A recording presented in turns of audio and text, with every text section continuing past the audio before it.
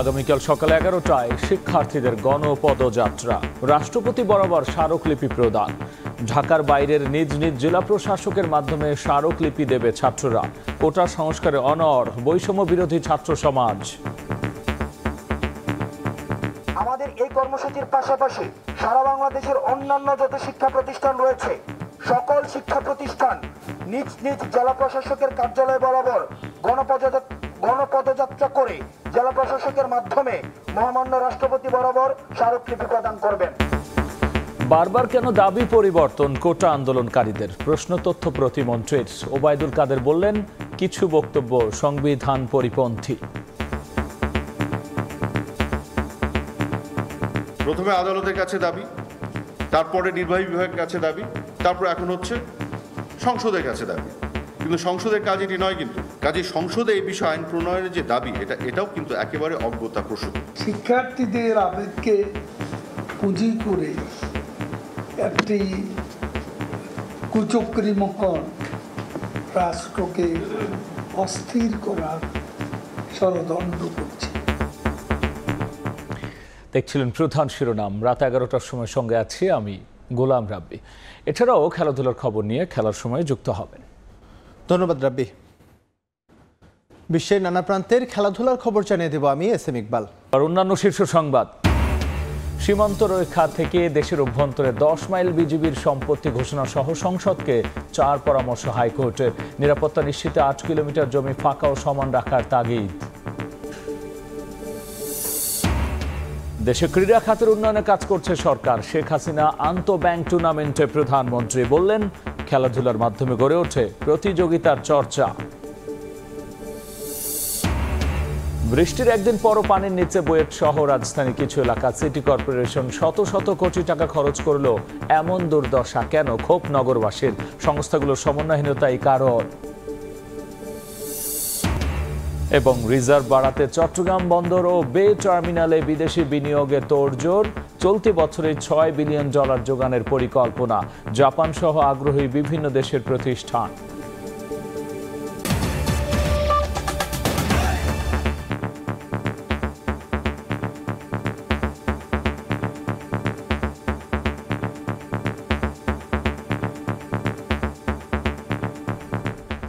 নিজেদের দাবিতে অনড় বৈষম্য বিরোধী ছাত্র সমাজ।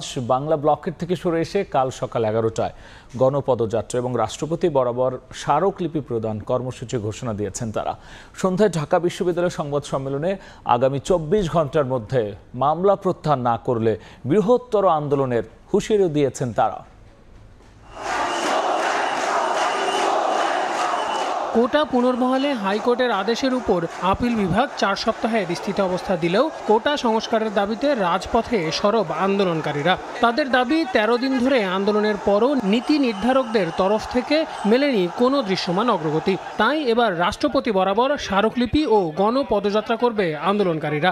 গণপদযাত্রা এবং রাষ্ট্রপতি বরাবর স্মারকলিপি প্রদান সকাল 11টায়। শনিবার বিকেলে ঢাকা বিশ্ববিদ্যালয় কেন্দ্রীয় লাইব্রেরির সামনে সংবাদ সম্মেলনে নতুন কর্মসূচি ঘোষণা করে বৈষম্য বিরোধী ছাত্র আন্দোলন। এ সময় শাহবাগ থানায় হওয়া মামলার বিরুদ্ধে নিন্দা জানিয়ে 24 ঘন্টার মধ্যে তা প্রত্যাহারের দাবি জানান সংগঠনের সমন্বয়কারীরা। ছাত্র সমাজকে এই ধরনের মামলা হামলা দিয়ে কোনো ধরনের ভয় দেখিয়ে লাভ হবে না। আমরা আগামী 24 ঘন্টার মধ্যে এই মামলা প্রত্যাহারের দাবি জানাচ্ছি। রকেট কর্মসূচিতে বিভিন্ন জায়গায় হামলার সাথে জড়িত ছিলেন, তাদেরকে আগামী 24 ঘন্টার মধ্যে বিচারের আওতায় আনতে হবে। এদিকে আন্দোলনে জনদুর্ভোগের পুরো দায় সরকারের বলে স্পষ্ট হয়েছে উল্লেখ করে আন্দোলনকারীরা বলেন, শিক্ষার্থীরা পড়ার টেবিলে ফিরতে চায়, সরকার চাইলেই সমাধান সম্ভব। এর দায় পুরোপুরি নির্ভর করে সরকারের উপরে। কারণ সরকার যদি এই যৌক্তিক দাবি মেনে নিয়ে কোটার যৌক্তিক সংস্কার করে সংসদে আইন পাস করে জরুরি অধিবেশন ডেকে, তাহলে কিন্তু আমাদের রাজপথে যেতে হয় না। এছাড়াও ক্ষুদ্র নৃগোষ্ঠী, প্রতিবন্ধী ও মুক্তিযোদ্ধাদের সন্তানদের জন্য কোটা নিয়ে আন্দোলনকারীদের কোনো সমস্যা নেই। তবে তার জন্য 5%কেই যৌক্তিক বলে মনে করেন তারা। আমরা মুক্তিযোদ্ধা কোটার বিরোধী না। আল আমিন তুষার, সময় সংবাদ, ঢাকা। কোটা আন্দোলনকারীদের দাবি বারবার পরিবর্তন হচ্ছে কেন, এমন প্রশ্ন করে তথ্য প্রতিমন্ত্রী বলেছেন, আপিল বিভাগের রায়ের পর কোটা নিয়ে সরকারের কমিশন গঠনের কোনো সুযোগ নেই। তেজগাঁওয়ে ঢাকা জেলা আওয়ামী লীগ কার্যালয়ে ব্রিফিংয়ে তিনি বলেছেন, মেধার মূল্যায়ন করতে হবে, আবার পাশাপাশি পিছিয়ে পড়া জনগোষ্ঠীকেও অবমূল্যায়ন করা যাবে না। আন্দোলনকারীদের পক্ষ থেকে দফায় দফায় তাদের দাবি পরিবর্তন করা হচ্ছে। হাইকোর্ট বিভাগের আদেশের বিরুদ্ধে সরকার পক্ষ যখন সর্বোচ্চ আদালতে আইনি লড়াই করছে, সে অবস্থায় কমিশন গঠন করে তার কোটা ব্যবস্থার সংস্কার বা সংস্কার করার ঘোষণা দেওয়ার কোনো সুযোগ নেই, যেটা অসাংবিধানিক হবে, কিন্তু তারা সে অসাংবিধানিক দাবি করা শুরু করলো। সরকার যখন আদালতে আইনি প্রক্রিয়ার মাধ্যমে মীমাংসার পথে এগোচ্ছে, তখন আন্দোলনকারীরা আবার তাদের দাবি পরিবর্তন করে বলা শুরু করলো, বিচার বিভাগ নয়, নির্বাহী বিভাগের মাধ্যমে সমাধান চাই। অথচ সর্বোচ্চ আদালতের প্রক্রিয়া পুরোপুরি সমাপ্ত না করে সরকার এই বিষয়ে কোনো কিছুই করতে পারবে না, এটা আমরা সবাই জানি। এখন তারা দাবি করছে যে সংসদ বা আইনসভাকে আইন করতে হবে। প্রথমে আদালতের কাছে দাবি, তারপরে নির্বাহী বিভাগের কাছে দাবি, তারপর এখন হচ্ছে সংসদের কাছে দাবি। আমাদের প্রশ্ন হচ্ছে যে আন্দোলনকারীদের দাবি বারবার পরিবর্তন হচ্ছে কেন? এতে প্রমাণিত হয় তার আদৌ পুরো বিষয় নিয়ে ভালোভাবে জ্ঞাত নন। যারা বারবার দাবি পরিবর্তন করে বিভ্রান্তি তৈরি করছে এবং এখনও আন্দোলন নামে জনদুর্ভোগ তৈরি করছে, আমি মনে করি তারা কোটা পদ্ধতি সংস্কার চায় না, তাদের অন্য কোনো দুরভিসন্ধি আছে। যে কথাটি বলা হচ্ছে কোটা না মেধা, ভাবটা এমন যে ঘরে বসে আছে কেউ, কোটায় তাকে এনে চাকরি দেওয়া হচ্ছে, তা কিন্তু নয়। সকলে আগে প্রিলিমিনারি পরীক্ষা দিচ্ছেন, উত্তীর্ণ হচ্ছেন, সেখান থেকে লিখিত দিচ্ছেন, উত্তীর্ণ হচ্ছেন, ভাইবা দিচ্ছেন, পাশ করছেন। তারপরে যখন ওই 2.27% সবচেয়ে মেধাবী যারা, কাজেই কোটার যে অ্যাপ্লিকেশন বা যেটার যে বিবেচনা করে যে কার্যকর করা হয়, সেটাও কিন্তু মেধাবীদের থেকেই করা হচ্ছে। আপনারা যেটি চাচ্ছেন তার সাথে সরকারের অবস্থান সঙ্গতিপূর্ণ, কিন্তু আমার ধারণা কিছু মানুষ হয়তো এখানে সাধারণ ছাত্রছাত্রীদের এই আবেগটাকে ব্যবহার করে তাদেরকে বিভ্রান্ত করার অপচেষ্টা নিচ্ছে। কোটা আন্দোলনকারীদের অনেক দাবি আর বক্তব্য সংবিধান পরিপন্থী এবং রাষ্ট্র পরিচালনার যে মূলনীতি রয়েছে তা বিরোধী বলে মন্তব্য করেছেন আওয়ামী লীগের সাধারণ সম্পাদক ওবায়দুল কাদের। আলাদা সংবাদ সম্মেলনে ছাত্রলীগ নেতারা দাবি করেছেন, কোটা আন্দোলনকে রাজনৈতিক আন্দোলনে পরিণত করার চেষ্টা করছে বিএনপি জামাত।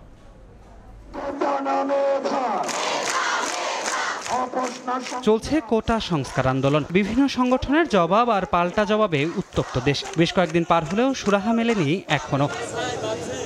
কোটা আন্দোলনকে রাজনৈতিক আন্দোলনে পরিণত করার চেষ্টা করছে বিএনপি জামায়াত বলে দাবি করেছে কেন্দ্রীয় ছাত্রলীগ সভাপতি সাদ্দাম হোসেন। কোটা ইস্যু নিয়ে ছাত্রদের মতামত নিতে ছাত্রলীগের পলিসি, অ্যাডভোকেসি ও ডোর টু ডোর ক্যাম্পেইন সম্পর্কে আয়োজিত সংবাদ সম্মেলনে এ কথা বলেন তিনি। কোটা ইস্যুর সমস্যার সমাধান করা আসলে তাদের মৌলিক উদ্দেশ্য নেই, যে কারণে কিন্তু আন্দোলনকারীরা চাকরির টেবিলে ফিরে যেতে হবে, পড়াশোনা করতে হবে, বাবা মায়ের স্বপ্ন পূরণ করতে হবে, এটি কিন্তু তাদের মূল লক্ষ্য নয়। তাদের মূল লক্ষ্য হচ্ছে রাজনৈতিক এজেন্ডা বাস্তবায়ন করা এবং এই সাধারণ শিক্ষার্থীদের আবেগকে ব্যবহার করে বিএনপি জামায়াত যে ষড়যন্ত্রমূলক রাজনীতি বাস্তবায়ন করতে চায় সেটিকে সামনের দিকে অগ্রসর করাই হচ্ছে এই প্রফেশনাল আন্দোলনকারীদের মূল উদ্দেশ্য। এদিকে শনিবার সকালে ধানমন্ডির সভাপতির রাজনৈতিক কার্যালয়ে এক বৈঠক শেষে আওয়ামী লীগ সাধারণ সম্পাদক ওবায়দুল কাদের বলেন, এশিয়ার অন্য দেশের তুলনায় বাংলাদেশে কোটা কম। বর্তমান বাস্তবতায় কোটার প্রয়োজনীয়তা রয়েছে। দেশকে অস্থিতিশীল করতে একটি মহল আন্দোলনকে ব্যবহার করছে বলেও অভিযোগ তার। কোটা বিরোধী আন্দোলনকারীদের দাবি ও অনেক বক্তব্য আমাদের সংবিধানের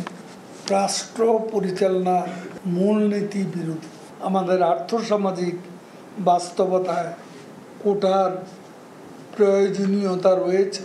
শিক্ষার্থীদের আবেগকে পুঁজি করে একটি কুচক্রী মহল রাষ্ট্রকে অস্থির করার ষড়যন্ত্র করছে। শিক্ষক আন্দোলনের বিষয়ে আওয়ামী লীগ সাধারণ সম্পাদক বলেন, পেনশন স্কিম 2024 নয় 2025-এর জুলাই থেকে কার্যকর হবে। ভুল বোঝাবুঝির অবসান হয়েছে জানিয়ে শিক্ষকদের কর্মসূচি প্রত্যাহারের আহ্বান জানান তিনি। সকালে বাংলাদেশ। ধ্রুব ব্যানার্জি, সময় সংবাদ, ঢাকা। কোটা সংস্কার আন্দোলনে বিএনপিকে জড়িয়ে সরকার ভিন্ন খাতে নেওয়ার চেষ্টা করছে বলে মন্তব্য করেছেন দলটির স্থায়ী কমিটির সদস্য মির্জা আব্বাস।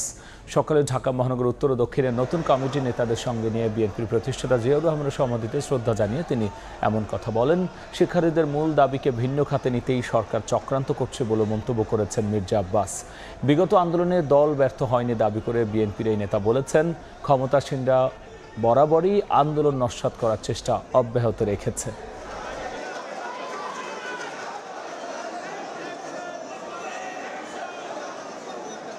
কোটা সংস্কার আন্দোলন যারা করছে তাদের দাবি দেওয়া ন্যায্য। সুতরাং বিএনপি এর সঙ্গে আছে এই কথা বলে আসল বিষয়টাকে ধামাচাপা দেওয়ার চেষ্টা করার কোনো প্রয়োজন আছে বলে আমি মনে করি না। এটা তাদের একটা অপপ্রয়াস, অপকৌশল এই আন্দোলনকে অন্যদিকে ধাবিত করার জন্য। এই আন্দোলনের ফাঁক দিয়ে আবার অন্য কোনো অপকর্ম তারা করছে কিনা, এই দেশের বিরুদ্ধে কোনো ষড়যন্ত্র করছে কিনা, এটা আমরা ভয় পাচ্ছি। বিএনপির কোনো আন্দোলন কখনো ব্যর্থ হয় নাই, বরং সরকার আন্দোলনকে নস্যাৎ করার একটা চেষ্টা করতেছে। খেলাধুলার মাধ্যমে প্রতিযোগিতার চর্চা গড়ে ওঠে জানিয়ে প্রধানমন্ত্রী শেখ হাসিনা বলেছেন, দেশব্যাপী ক্রীড়া খাতের উন্নয়নে কাজ করছে সরকার, যেন নতুন প্রজন্ম নিজেদের যুগোপযোগী করে গড়ে তুলতে পারে। বিকেলে বাংলাদেশ আর্মি স্টেডিয়ামে শেখ হাসিনা আন্তঃব্যাংক টুর্নামেন্ট 2024-এর সমাপনী অনুষ্ঠানে বক্তব্য রাখেন প্রধানমন্ত্রী। তিনি বলেছেন, অপ্রতিরোধ্য গতিধারা বজায় রেখেই এগিয়ে যাবে বাংলাদেশ।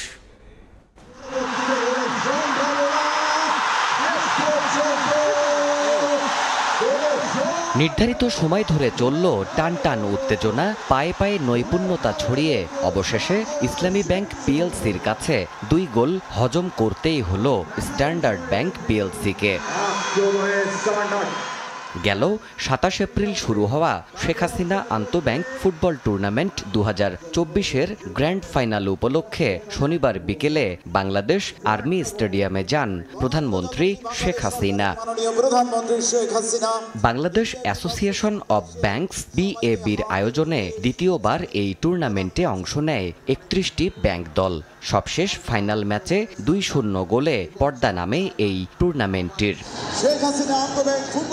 পরে 31টি ব্যাংকের খেলোয়াড় মার্চ পাস্ট করে সালাম জানায় প্রধানমন্ত্রীকে। এরপর টুর্নামেন্টে চ্যাম্পিয়ন দলের হাতে পুরস্কার তুলে দেন সরকার প্রধান।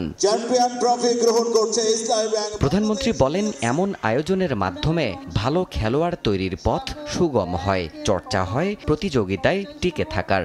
এই যে প্রতিযোগিতামূলক মনোভাব গড়ে উঠবে, নিজেকে আরও উন্নত করবার একটা চেতনা জাগ্রত হবে, সেই সাথে নিজের যে একটা জ্ঞান, নিজের মেধা, মনন সেটাকেও একটা প্রকাশ করবার সুযোগ পাবে সবাই।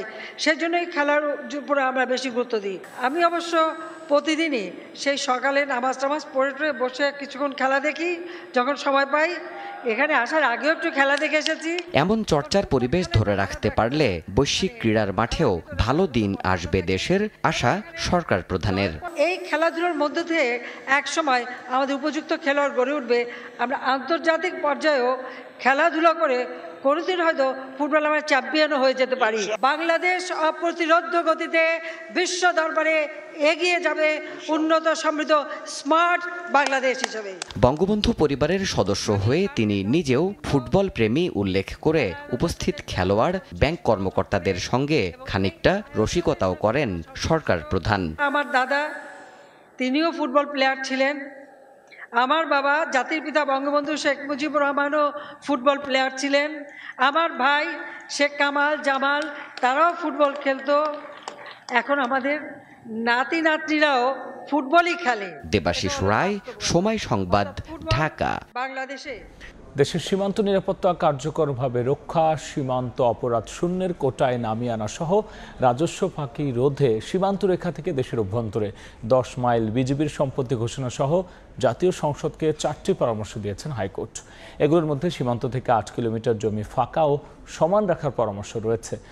ভারতীয় শাড়ি জব্দের এক মামলার রায়ে এমন পরামর্শ দিয়েছেন উচ্চ আদালত।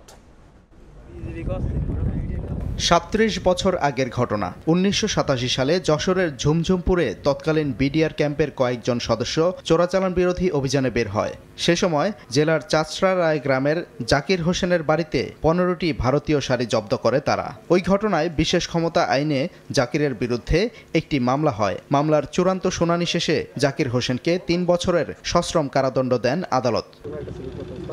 আসামি জাকির হোসেনের দাবি, ওই দিন তার বাড়ি থেকে কোনো ভারতীয় শাড়ি জব্দ করা হয়নি। হয়রানি করতেই এই মামলা করার দাবি করে খালাস চেয়ে হাইকোর্টে আপিল করেন তিনি। চূড়ান্ত শুনানি শেষে জাকিরকে খালাস দেন উচ্চ আদালত। এই মামলার রায়ে উঠে এসেছে দেশের সীমান্তের কার্যকরী নিরাপত্তা, চোরাচালান ও রাজস্ব ফাঁকি রোধে হাইকোর্টের 4 দফা সুপারিশ। জাতীয় সংসদকে দেয়া এই সুপারিশে সীমান্তের শূন্যরেখা থেকে বাংলাদেশের অভ্যন্তরে 10 মাইল পর্যন্ত বিজিবির সম্পত্তি ঘোষণা সহ ক্ষতিগ্রস্ত সম্পত্তি মালিকদেরকে খাস জমি থেকে বরাদ্দ দেওয়ার কথা বলা হয়। এছাড়াও সীমান্ত লাইন থেকে 8 কিলোমিটার ভূমি সম্পূর্ণ ফাঁকা রাখা এবং 8 থেকে 10 কিলোমিটার পর্যন্ত বিজিবির প্রশিক্ষণ সহ যাবতীয় কর্মকাণ্ডের জন্য সংরক্ষিত রাখতে পরামর্শ দেওয়া হয়। উচ্চ আদালতের এই পরামর্শ সংক্রান্ত রায়ের অনুলিপি বিজিবি, স্বরাষ্ট্র সচিব, সব সংসদ সদস্য ও অধস্তন আদালতের সকল বিচারককে ইমেইলে পাঠাতে হাইকোর্টের রেজিস্ট্রার জেনারেলকে নির্দেশ দেওয়া হয়েছে। যদিও হাইকোর্টের রায় সম্পর্কে রাষ্ট্রপক্ষের কোনো প্রতিক্রিয়া এখনও পাওয়া যায়নি। সাদিকুর রহমান, সময় সংবাদ, ঢাকা। বৃষ্টির একদিন পেরুলেও পানির নিচে বকশীবাজার বুয়েট ক্যাম্পাস সহ রাজধানী কিছু এলাকা। সিটি কর্পোরেশন শত শত কোটি টাকা খরচ করার পরও বর্ষায় এমন অবস্থায় ক্ষুব্ধ নগরবাসী। এমন পরিণতির জন্য নগর কর্তৃপক্ষ নাগরিকদের অসচেতনতাকে দুষলেও বিশেষজ্ঞরা বলছেন ভিন্ন কথা। রাশেদ বাপ্পির রিপোর্ট।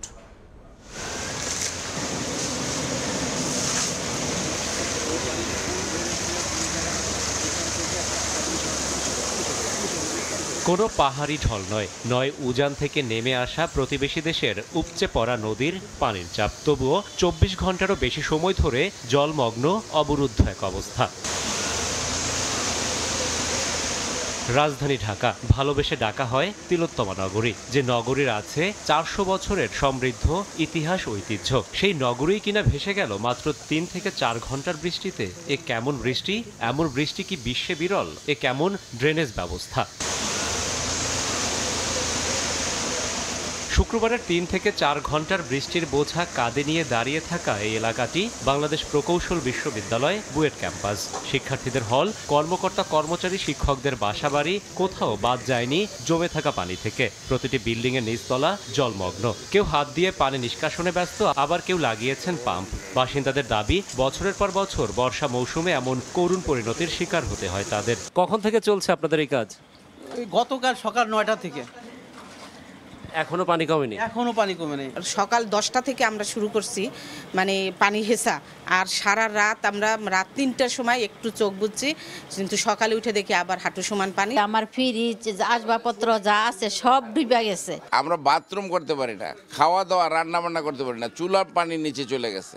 বৃষ্টির পানি ঘরে ঢুকে কেড়ে নিয়েছে বাসিন্দাদের থাকা খাওয়া, এমনকি টয়লেটে যাওয়ার সুবিধাটুকুও। শুধু বুয়েট ক্যাম্পাসে নয়, বকশীবাজার, পলাশী সহ এখনো পানিবন্দী দক্ষিণ সিটির অনেক এলাকা। বৃষ্টি হয়েছে কালকে, এখন পর্যন্ত পানি আছে, তাহলে আমি কোন দেশে আছি? পানি এরকম 24 ঘন্টা 26 ঘন্টা আটকায় থাকবে, এটা তো মানুষের জীবন হতে পারে না। জাতীয় লাইন করে কাম হইব না, ওই নদী ভরা পানি যাইব কোন দাপ। আমার তো মনে হয় যে এটা মেয়র মহোদয় এ বিষয়ে কোনো কর্ণপাত করেন না। এমন পরিণতির জন্য নগর কর্তৃপক্ষ নাগরিকদের অসচেতনতাকে দুষলেও বিশেষজ্ঞরা বলছেন, রাজধানীতে ড্রেনেজ ব্যবস্থার উন্নয়নে কোটি কোটি টাকা খরচ করলেও বিভিন্ন সংস্থার মধ্যে রয়েছে সমন্বয়ের অভাব। ন্যাচারাল সলিউশনটা more sustainable than engineering solutions. Drainage সিস্টেমটাকে ইমপ্রুভ করতে হবে এবং খালগুলিকে পুনরুদ্ধার করতে হবে, যাতে আমার যেই পানিগুলি পড়ছে সেগুলি যাতে শেষ মাথায় গিয়ে ওখানে রিলিজড হতে পারে। রাজধানীতে শুক্রবার বৃষ্টিপাত হয় মৌসুমের সর্বোচ্চ 130 মিলিমিটার।